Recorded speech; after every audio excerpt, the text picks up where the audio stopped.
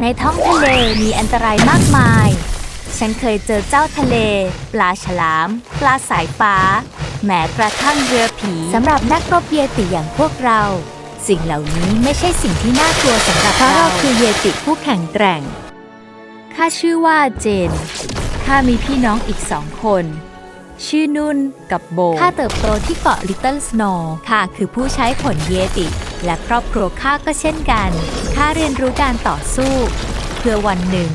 ข้าจะเป็นราชาเยติผู้ยิ่งใหญ่วันหนึ่งพ่อของข้าโดนจับตัวไปโดยอิมมูตอนนี้ข้าไม่รู้ว่าพ่อของข้าเป็นเช่นไรสักวันข้าจะต้องช่วยพ่อของข้ากลับมาให้ได้ข้าสัญญาท่านอาจารย์คะพ่อของข้าถูกจับไปข้าต้องทำเช่นไรเจ้าคะ เจ้าต้องแข็งแกร่งมากกว่านี้ถึงจะช่วยพ่อของเจ้าได้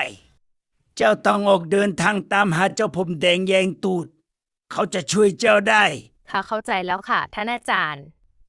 ก่อนไปข้าจะสอนฮักกิกรอให้เจ้าและเจ้าจงออกเดินทางไปทางทิศประจิมซะนี่เป็นเพียงจุดเริ่มต้นของการผจญภัยเท่านั้นฮ่าฮ่าฮ่าฮ่าฮ่า